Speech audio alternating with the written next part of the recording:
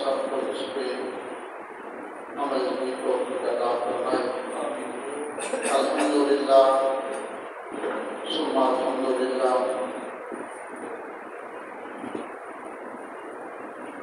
اللہ تعالیٰ نے کرم فرمایا جمعۃ الموارد کی نماز کی ادائیگی کے لیے مسجد میں آنے کی اللہ تعالیٰ نے سعادت نصیب فرمائی۔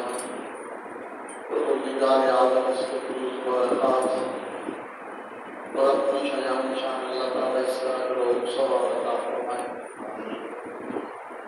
خوش بخت ہے خدا کسی کا بردار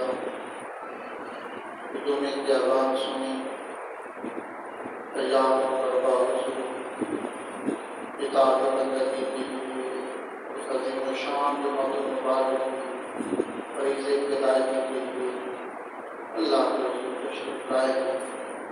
پروردگار عالم اسی طرح تعدم نثار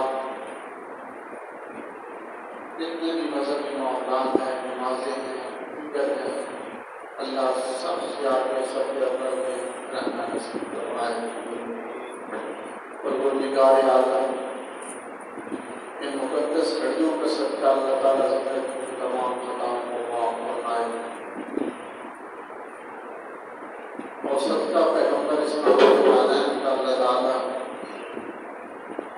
اپنی زندگی اپنے قرب و خشیت میں حضور سرور کونین صلی اللہ علیہ وسلم کے عشق و محبت سیرت طیبہ قرآن و سنت کے اللہ تعالیٰ زندگی کو گزارنا نصیب فرمائے۔ آج یہ جمعۃ المبارک کے عظیم و شان اجتماع میں جو آیت طیبہ تلاوت کی گئی 26واں سپارہ سورۃ الحجرات ایک آیت طیبہ کا ایک حصہ تلاوت کیا گیا۔ اس میں اللہ کریم فرماتے ہیں کہ انما المؤمنون اخوۃ، کہ بے شک مومن آپس میں بھائی ہیں۔ اللہ تعالیٰ نے قرآن کریم میں یہ ارشاد فرمایا کہ کسی صحابی کا، کسی دانشور کا قول نہیں ہے تو نہ ہی کسی اہل اللہ کا یہ فرمان ہے، بلکہ مالک الملک کا یہ فرمان ہے کہ انما المؤمنون اخوۃ، کہ تمام مومن آپس میں بھائی بھائی۔ اللہ تعالیٰ ان کو رشتہ یا محبت میں منسلک کر دیا تمام اہل ایمان کو۔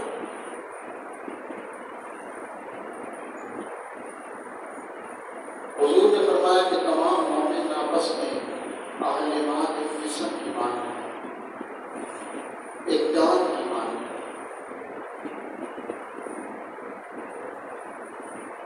اگر پاؤں میں کانٹا ٹوٹ جائے تو پورا جسم درد ہوتا ہے۔ فرمایا اسی طرح اگر ایک مومن کو تکلیف ہو، دنیا کے کسی حصے میں، کسی کونے میں، ہر طرح کسی ریاست، کسی شہر اور کسی قریہ میں، کسی گلی میں، کسی چوک میں، کسی کونے میں، اگر ایک مسلمان کے پاؤں میں، مومن کے پاؤں میں کانٹا چبھتا ہے تو دوسرا مسلمان کھڑا پہنچتا ہے۔ فرمایا کہ ایک جان کی مانند ہے آپ کے ایمان، ایک جسم کی مانند ہے۔ اور اگر ایک کسی مومن کو تکلیف پہنچے اور اس کا درد دوسرا مومن محسوس نہ کرے اور اس کے دل میں محسوس نہ ہو، اس کی تکلیف، اس کا درد، اس کے آنسو، تو فرمایا کہ سمجھ لو کہ اس کا ایمان مرسل ہوا، اس کا ایمان باقی نہیں ہے۔ دیکھیے نا، پاؤں میں کانٹا ٹوٹ گیا، کانٹا کہاں پہ چکا، پاؤں میں ایک انگلی خراب ہو گئی، ایک انگلی پہ کٹ لگ گیا تو دل پہ کہ مجھے سے کیا غرض ہے، میں اس کے بارے میں کیوں سوچوں، دماغ کے میں اس کے بارے میں کیوں سوچوں؟ آنکھیں پہ میں سے کیوں دیکھوں؟ زبان پہ ایک کٹ انگلی پہ جگہ ہے، زخمی انگلی ہوئی ہے، میں کسی کو کیوں بتاؤں؟ پاؤں کہیں کہ زخمی انگلی ہے، مجھے چل کر ڈاکٹر کے پاس طبیب کے پاس جانے کی ضرورت کیا ہے؟ انگلی جانے اس کا کام جانا نہیں، انگلی پہ کٹ لگا ہے کہ انگلی یا پاؤں پہ کانٹا چکا ہے تو پھر نہ دل کو سکون ہے نہ دماغ کو سکون ہے، زبان ہے اس کو کھانے کو جی نہیں کرتا، لیکن ایک دانت میں درد ہے، پورا جسم درد اٹھتا، دماغ اپنی جگہ پہ پریشان ہے، ٹینشن ہے، دل کو سکون نہیں، بے چین ہے، زبان ہے کسی چیز کو کھانے کو دل نہیں کرتا، درد ہے کہ پاؤں آگے اٹھنے کے لیے تیار نہیں، درد ایک دانت کے اور ہاتھ کوئی کام کرنے کے لیے تیار نہیں۔ حضور نے فرمایا اسی طرح مومن سارے ایک جسم کی مانند ہے، اگر ایک مومن کو تکلیف ہوتی ہے تو دوسرے سارے تڑپ اٹھتے ہیں، اگر ایک مسلمان کو ایک مومن کو تکلیف ہوئی اور دوسرے محسوس نہ کی تو فرمایا کہ سمجھ لو اس کا ایمان رخصت ہو چکا ہے، اب اس میں ایمان باقی نہیں ہے۔ جیسے ہمارا حال ہے کوئی بھوکا ہے غریب تو بھوکا رہے، ہمیں اس سے کیا کریں؟ غزہ کے اندر مسلمان کٹ رہے ہیں تو کٹتے رہے، ہمیں اس سے کیا کریں؟ تو فرمایا سمجھ لو تمہارے ایمان رخصت ہو چکا۔ یاد رکھیے ایمان اسلام یہ نمازوں روزے کا عبادات کا نام نہیں ہے۔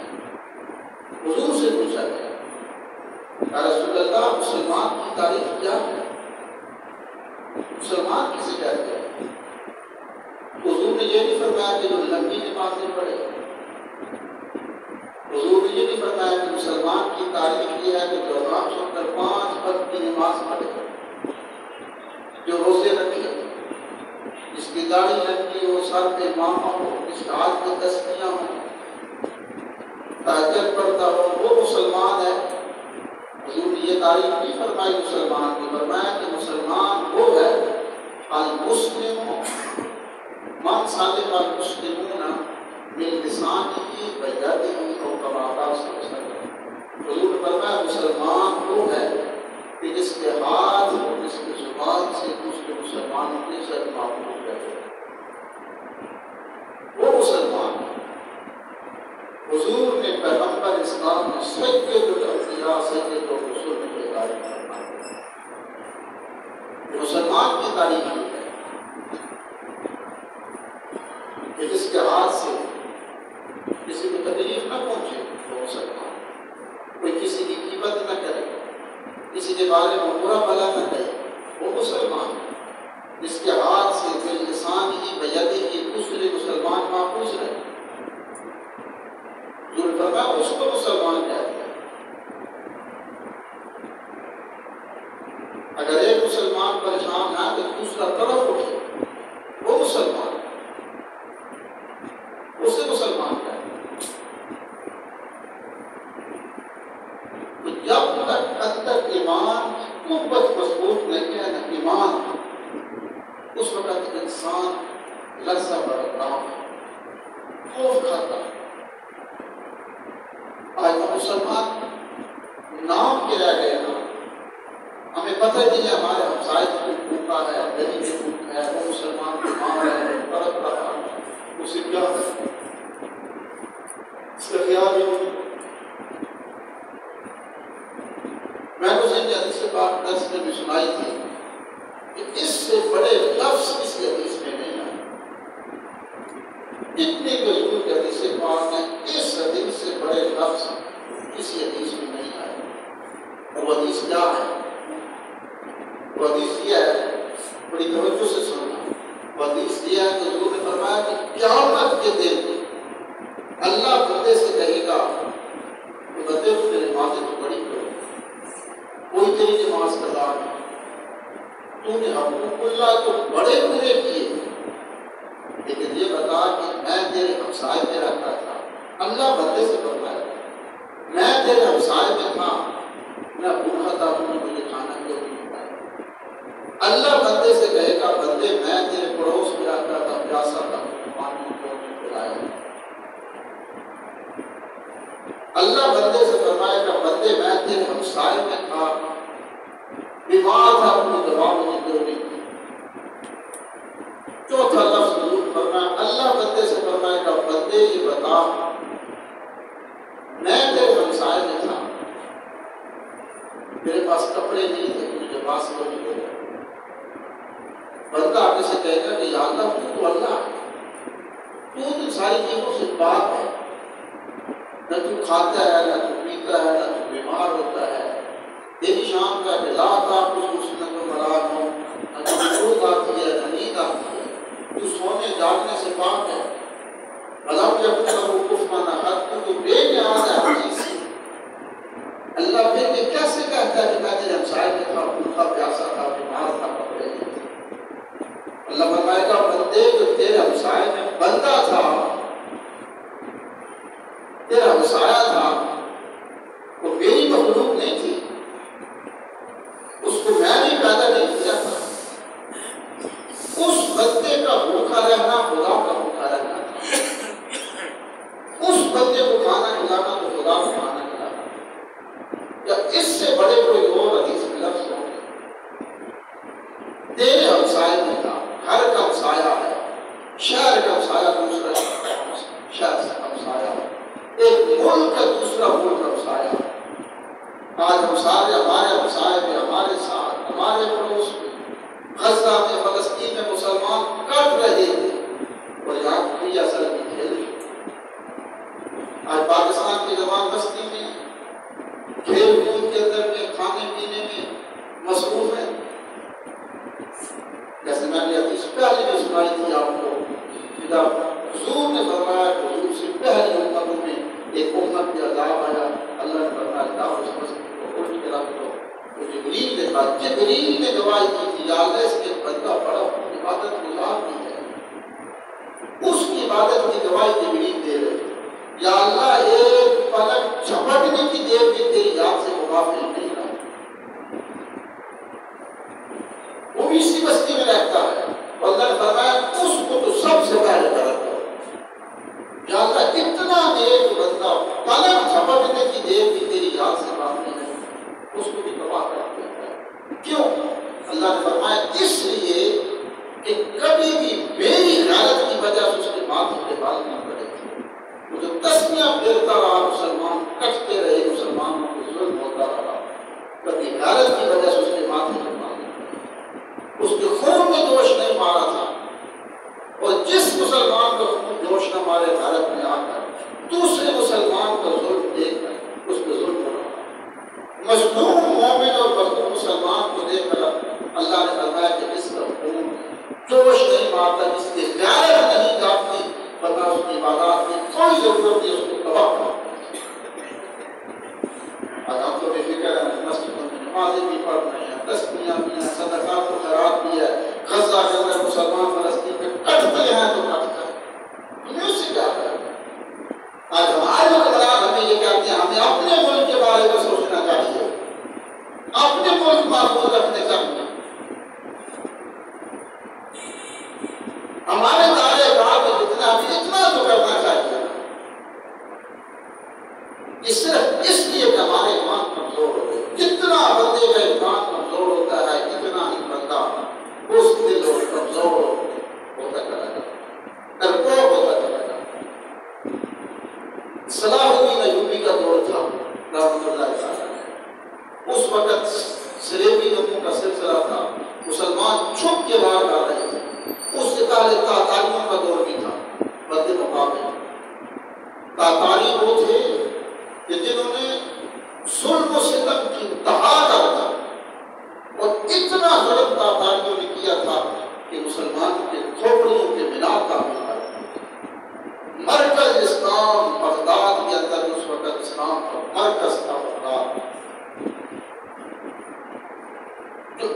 مرکز تھا.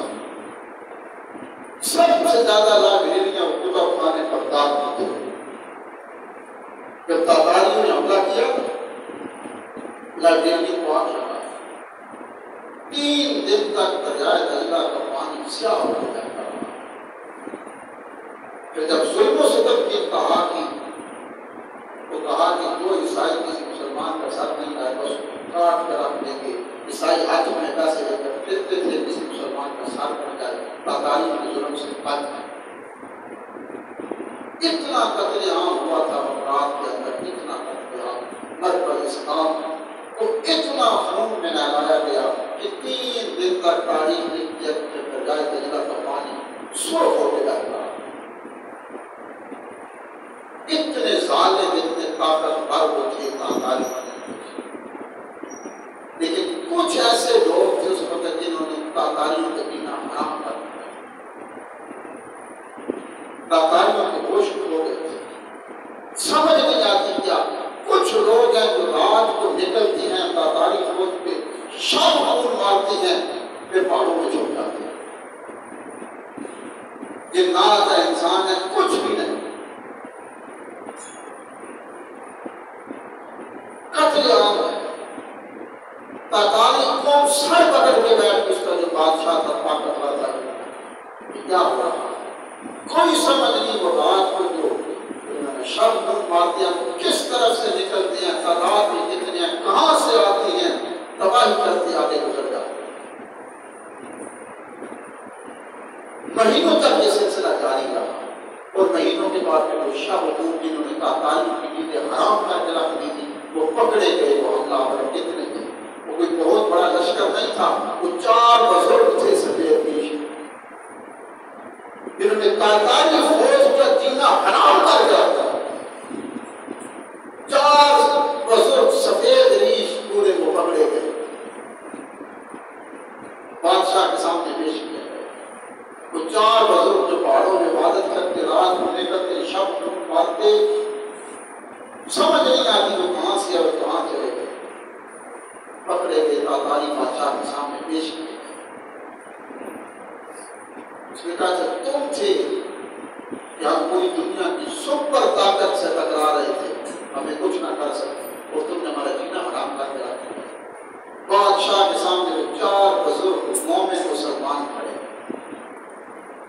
چہروں پہ نور کی برسات, سروں پہ امامیں ہیں, سفید داڑھیاں. بادشاہ نے کہا غصے میں کہ چاروں کو پکڑ کے پھانسی دے دیا. پھانسی چاروں پکڑ کے تو دے نہیں سکتے تھے. ایک پھانسی ڈال تھا, ایک بھی پھانسی دے دی کہ دوسرے کو تیسرے کو. جب چاروں کو لائے گا تو بادشاہ نے کہا چاروں کو پکڑ کے پھانسی دی جائے.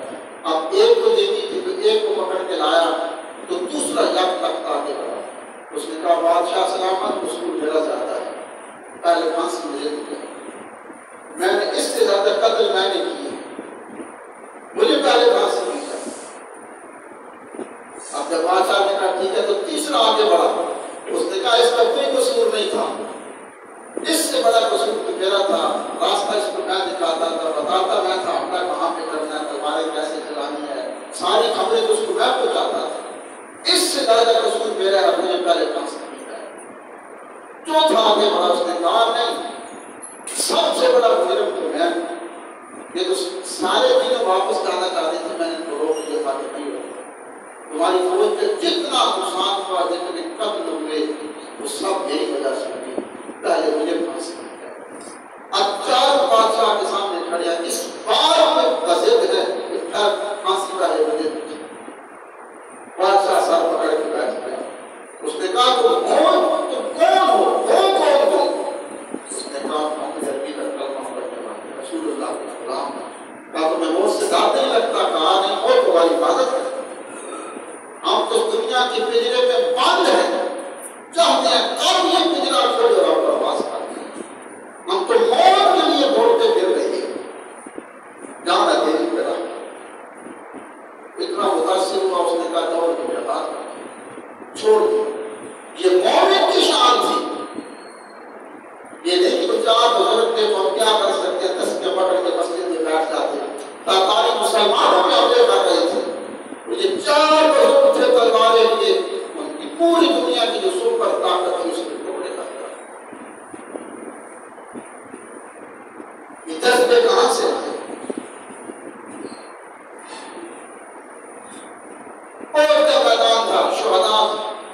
رہے ہیں، ساتھ زخمی پڑے ہیں، کسی کا بازو نہیں ہے، کسی کی کان نہیں ہے، کوئی زخموں سے ٹوٹ پڑا ہے، کسی کے جسم میں تیر وابست ہے، کوئی خون میں، سارے زخمی لائن میں پڑے ہیں۔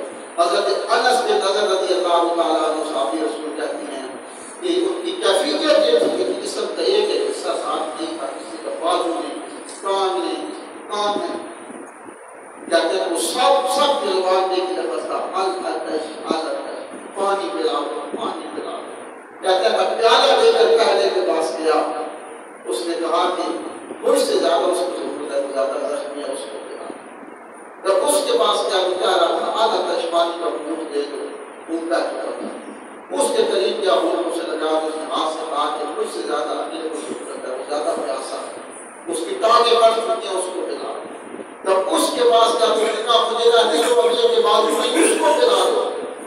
حضرت انس بن نضر کہتے ہیں کہ میں جس کے پاس جاتا تو پانی کی شدت سے تڑپ رہے تھے، پانی کا پیالہ لے کے جاتا تھا تو وہ کہتا تھا مجھے چھوڑو، اگلے کو پلاؤ۔ اس شاید وہ کہتا میں تو جوان ہوں، آگے بوڑھا بڑا ہے، اس کو پلاؤ۔ حضرت انس بن نضر کہتے ہیں رضی اللہ تعالیٰ عنہ کہ وہ تقریباً 100 جیسے زخمی پڑے تھے، سب نے کہا اگلے کو پلاؤ، اگلے کو پلاؤ، اگلے کو۔ جب ساتویں کے پاس پہنچا اس نے کہا میری خیال ہے پہلے کو جا کر پلاؤ۔ جب پہلے کے پاس کیا اس کو دکھ توڑ کر دوسرے کے پاس کیا وہ دنیا سے جا چکا تھا، تیسرے کے پاس توڑ کر پہنچا، ساتوں کے ساتھ وہ دنیا سے جا چکے تھے۔ اور اپنے مومن بھائی کو خود جسم کے ٹکڑے تھے، مومن بھائی کا اتنا خیال تھا کہ پانی کوئی نہیں پیا، پہلے اس کو یہ مومن کی شان تھی، اس کو کہتے ہیں ایمان اور مومن۔ ہم خود گولڈ ڈرنک پئیں، خود کھانے کھائیں، برگر کھائیں، روٹیاں کریں، اور ہمارے مساجد مسلمان تڑپ گئے۔ دریائے نیل بالکل فلسطین کی سرحد پہ جا رہا ہے اور غزہ کے مسلمان پانی لے کے ان کو ترس رہے ہیں۔ کروڑوں ڈالر اس وقت سعودی عرب اپنے ناچ گانے میں لٹا رہا ہے، اور غزہ اور فلسطین کے جو مسلمان ہیں وہ اس وقت گھاس کھانے میں مجبور ہو چکے ہیں۔ فرمایا جاتا ایک مسلمان کی تکلیف دے کر اگر تمہارے دل میں تڑپ نہ اٹھے، سمجھ لو ایمان ہمارا مقصد ہو چکا ہے۔ اور ہم کر کیا سکتے ہیں؟ اب آپ سوچیں گے کہ ہم کیا کر سکتے ہیں؟ ہم کہتے ہیں ہم جان نہیں جا سکتے، ہمارے پاس پاسپورٹ نہیں ہے، ہم صحیح میں جا نہیں سکتے، کچھ نہیں کر سکتے۔ سب سے بڑا ہتھیار کیا ہے؟ دعا ہے۔ دعا بھی نہیں کر سکتے۔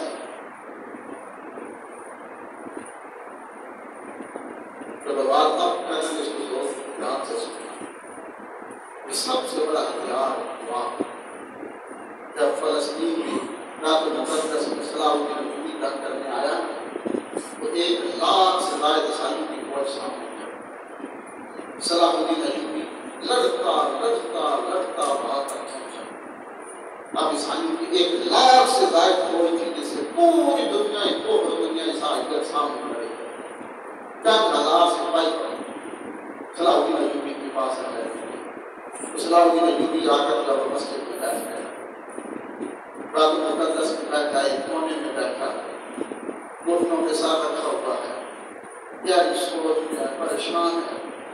ایک بابا جی تھے وہاں جو رات المقدس کے کونے میں عبادت کیا کرتے، کہتے ہیں میں آیا، توجہ سے سننا، کہتے ہیں میں آیا، عیسائیوں کی لاکھ فوج سامنے کھڑی ہے، 10,000 مسلمان جو تھے فلسطین کو بچانے کے لیے سامنے کھڑے ہیں۔ مسلمانوں کا سپہ سالار صلاح الدین ایوبی رات المقدس کے کونے میں بیٹھا ہے، تلوار کی دست میں ہاتھ ہے، گھٹنوں کے ساتھ رکھا ہوا ہے، گہری سوچ میں۔ کہتے ہیں میں قریب آیا اور میں نے کہا ایوبی بڑا پریشان ہے، گہری سوچوں میں تھا، کوئی جواب نہیں۔ میں نے کندھے پہ ہاتھ رکھا، میں نے کہا صلاح الدین ایوبی بڑے پریشان ہو، سر اٹھا کر دیکھ کر مجھے دعویٰ کر کے بیٹھ گئے، کوئی بات نہیں کرتا۔ میں نے کہا ایوبی بتا کیوں پریشان ہے، توجہ کرنا بھی بات ہے۔ میں نے کہا ایوبی کیوں پریشان ہے، کئی سالوں سے تو لڑتا یہاں تک پہنچا، پریشان ہو گیا، جب رات المقدس کے اندر بیٹھے نے کہا بات یہ نہیں ہے، پریشان اس لیے ہوں کہ سالم پتا بھی لاکھوں کے حساب سے کوئی سامنے نہیں، ہمارے پاس پہلے جنگی ساز و سامان بہت تھوڑا ہے، سپاہی بہت تھوڑے ہیں، پریشان اس لیے ہوں ابھی خبر موصول ہوئی ہے کہ کافروں کے دو بہت بڑے بحری بیڑے جنگی ساز و سامان کے ساتھ سپاہیوں کے ساتھ بیت المقدس کی طرف آ رہے ہیں۔ ہمارے پاس پہلے کوئی تھوڑی سی ہے، لاکھوں کے حساب سے دشمن سامنے کھڑا ہے، ایک کا تو مقابلہ آ رہا ہے، لیکن جو خبر آئی ہے کہ بہت بڑے بحری بیڑے جنگی ساز و سامان کے ساتھ سپاہیوں کے ساتھ گھوڑوں کے ساتھ سمندر میں بڑی تیزی کے ساتھ بیت المقدس کی طرف عیسائیوں کی مدد کے لیے جا رہے ہیں، تو مقابلہ کیسے ہے؟ جو بزرگ تھے نا بابا جی، بابا لوگ بات کرتے ہیں تو پھر دیکھ کر لیتے جاتے، دیکھ کہتا ہے یہ کہنے والا سچ کہتا ہے، تو بابا جی نے کہا یہ بھی چھوڑ پریشان نہ ہو، بادشاہ کی نماز پڑھنا، میں مسجد میں آ جاؤں گا تو مسجد میں پھر رات کو عبادت کرنا، پھر روز اپنے رب سے دعا کرنا، اللہ کرم کرتا ہے۔ ایوبی نے کہا ٹھیک ہے، بابا کہنے والا سچ کہتا ہے، اب دعا یا کوئی سہارا تھی، دشمن جو لاکھوں کی سامنے پہلے سامنے کھڑا تھا، بڑے بحری بیڑے کمر پیچھے سے آ رہی تھی، تو بابا جی کہتے ہیں جب عشاء کی نماز پڑھ لی نا تو میں تھوڑی دیر سے مسجد میں آیا، کہتے میں آیا تو بیت المقدس مسجد اقصی کے قراب کھول ہو چکے تھے، ایک کونے میں ایک قراب کر رہا، دروازے مسجد کے بند تھے، اور میں نے دیکھا کہ صلاح الدین ایوبی رات میں ایک حصہ گزر چکا تھا، صلاح الدین ایوبی سجدے پہ سر رکھ کر تڑپ کے رو رہا تھا، اتنی تڑپ کے رو رہا تھا، اتنی شدت سے، کہتے میں نے دیکھا اس کا جسم پہ لرزہ طاری تھا، وہ کانپ رہا تھا، اس کی ہچکی بندھی ہوئی تھی، اور زبان سے ایک لفظ کہتا تھا یا اللہ میرے پاس تو صرف ایک جوڑا ہے کپڑوں جس پہ ٹاکیاں لگی ہوئی ہیں، میں مصر سے چلا 25-30 سال ہو گئے، میں نے کپڑے نہیں بدلائے، میرے پاس کپڑے نہیں، جوتے نہیں، اللہ کو جانتا ہے میں اپنی شان کے لیے نہیں لڑتا، مجھے بادشاہی نہیں چاہیے، میں تیرا یہ گھر قبلہ اول بیت المقدس بچا کے آیا ہوں، اللہ کا اتنی دشمن سامنے کھڑا ہے، اگر یہ بہت بڑے بحری بیڑے کی امداد کو پہنچ گئے، مسلمان مقابلہ نہیں کر سکتے، وہ بابا جی کہتے ہیں ایوبی سلطان صلاح الدین ایوبی اتنی طرف سے رو رہا تھا، مجھے اپنی عبادت کو بہت بھول گئی، میں ساتھ بیٹھ کے آمین کہنے لگا اور مجھ میں بھی حرکت اور لرزہ طاری ہو گیا، کہتے ہیں وہ ایوبی سحری تک تہجد کے وقت تک مصلی پہ تڑپتا رہا، سسکیاں لے کے روتا رہا، ایک ہی لفظ پر یا اللہ میں اپنی شان کے لیے نہیں لڑ رہا، میں تیرے گھر کو بچانے کے لیے آیا ہوں، تیری رضا کے لیے آیا ہوں۔ کہتا ہے تہجد کا وقت جب ہوا، ایوبی اٹھا، آنسوں کو صاف کیا، میں نے دیکھا اس کی قمیض کا اگلا حصہ بالکل آنسوں سے بھر چکا تھا، وہ اٹھا، اس نے تہجد کے 2 نفل پڑھے، ابھی پڑھ کے بیٹھا تھا کہ میں کیا دیکھوں، وہ بابا جی کہتا ہے میں دیکھتا ہوں، ایک اور سوار آیا، صلاح الدین ایوبی کی فوج کا مخبر تھا مسلمان، اس نے گھوڑا مسجد کے دروازے پہ روکا، دوڑ کر اندر آیا، ایوبی کے کان میں کچھ بات کہی تو وہ مسکرانے لگا، اس کے چہرہ پھولوں کی طرح کھل اٹھا، سجدے میں گر گیا، اس نے کہا یا اللہ تیرا شکر ہے، میں دوڑ کر گیا، میں نے کہا ایوبی یہ مخبر کیا خبر لایا تھا؟ اس نے کہا یہ مخبر خبر لایا تھا کہ جو 2 بہت بڑے بحری بیڑے جنگی ساز و سامان کے ساتھ سپاہیوں کے گھوڑوں کے ساتھ عیسائیوں کی مدد کے لیے آ رہے تھے، وہ دونوں بحری بیڑے سمندر کے پانی میں ڈوب چکے ہیں۔ میں نے کہا ایوبی یہ سمندر کے پانی میں نہیں ڈوبے، تجھے خلق بنایا گیا کہ تیرے آنسوں کے پانی میں ڈوب چکے ہیں، تو ساری رات آنسو بہاتا تھا۔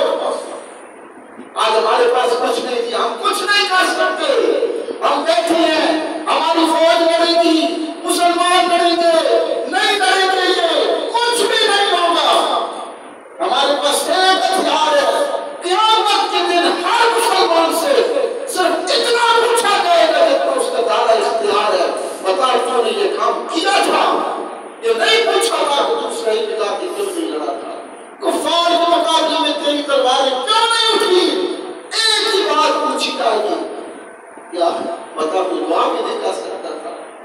ڈولر کو دیا اس کے برگر بھی نہیں چھوڑ سکتا تھا، تو اسرائیلی مصنوعات کی خرید و فروخت کو بھی نہیں چھوڑ سکتا تھا، تو پیپسی اس کو بھی نہیں چھوڑ سکتا تھا، اتنا بھی نہیں کر سکتا تھا، اتنا بتانا جو تیرے اختیار کے بعد تمہیں کیا تھا یا نہیں کیا تھا۔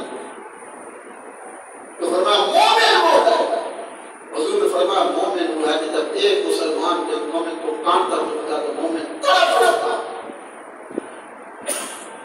آج کتنے تڑپ رہے ہیں، کون ہے جو غزہ کے لیے تڑپتا ہے، کون ہے جو اپنے مسلمانوں کے لیے تڑپتا ہے؟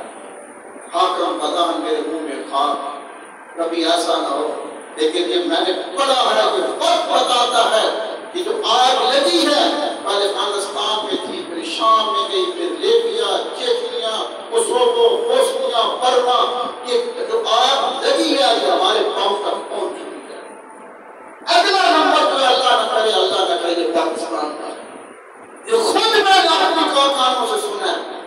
اسرائیلی صدر یہ کام سے پہلے بیان دے رہا تھا، جب تک پاکستان کو دنیا میں موجود ہے اس وقت تک اسرائیل جو ریاست مستحکم نہیں ہو سکتا۔ ہم اس کے لیے کھڑا ہوگا، جتنا ہم کر سکتے ہمیں کرنا ہوگا، دعائیں مانگنا ہوگی، مسلمانوں کی اپنے آس پاس لوگوں میں ہونے کا حق ہے ادا کرنا ہوگا۔ اللہ کی فلسطین کے مسلمانوں کی مدد فرمائے، اللہ اس آزمائش کو ختم فرمائے، اللہ مسلم حکمرانوں، مسلم ممالک کو غیرت مند حکمران عطا فرمائے، اللہ ایوبی، نور الدین سنگی، محمد بن قاسم، شہاب الدین غوری جیسے